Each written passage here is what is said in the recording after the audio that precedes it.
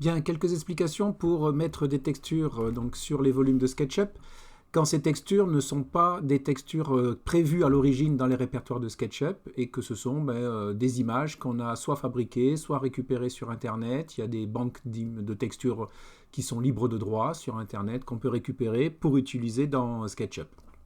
Ça permet d'avoir plus de possibilités que ce que propose SketchUp, parce qu'on n'a pas beaucoup de textures différentes au départ dans SketchUp.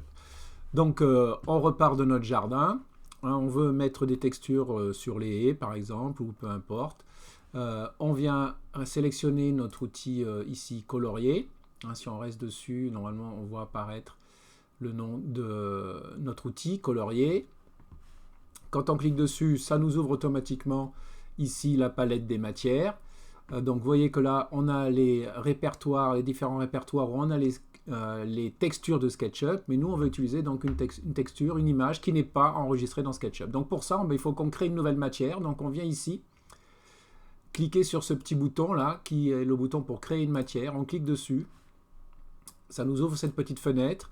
On dit qu'on veut utiliser une image de texture ici, et quand on clique, ça nous envoie dans un répertoire qu'on peut choisir. Donc vous irez bien dans groupe, ensuite en fonction de votre classe, quatrième, et puis données, jardin, ainsi de suite, tous les répertoires où je vous ai mis des ressources.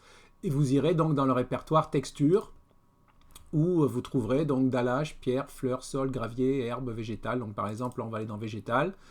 On va choisir une image et on clique sur ouvrir. Donc l'image vient se mettre ici. Vous pouvez éventuellement la modifier, réinitialiser la couleur. Hop, pardon. Il faut bien qu'ici on soit en vert et pas en noir et blanc. Donc on peut éventuellement l'éclaircir, mais en général les textures de base ont des couleurs qui ne nécessitent pas forcément de transformation. Ici, on le verra après, on peut régler éventuellement la taille de la texture. Et s'il faut, son opacité, là on ne va pas toucher, une haie c'est pas transparent, mais pour l'eau par exemple, c'est ici qu'il faudra régler. Et on fait OK.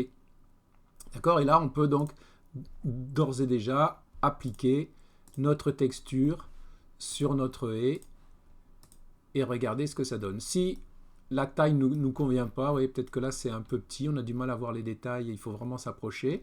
Donc on retourne ici dans le menu édition et on vient changer. Là effectivement elle fait 10 cm, donc c'est vraiment petit comme texture. On peut agrandir, donc au lieu du 1, là on peut le remplacer par 2. Et vous voyez que la texture a changé de taille. Tant que ça ne convient pas, hop, là 3. On peut changer et tester jusqu'à ce qu'on ait une image de texture qui nous convienne par rapport à l'ensemble des éléments. Il faut que sa taille soit vraisemblable, on va dire. C'est pas la peine.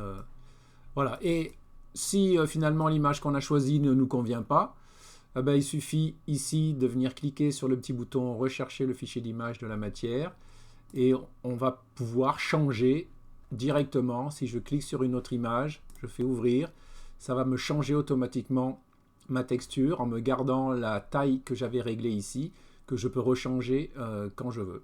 Okay, donc on peut faire plein d'essais comme ça, différents, jusqu'à ce qu'on trouve ce qui convient. Voilà, à vous de jouer.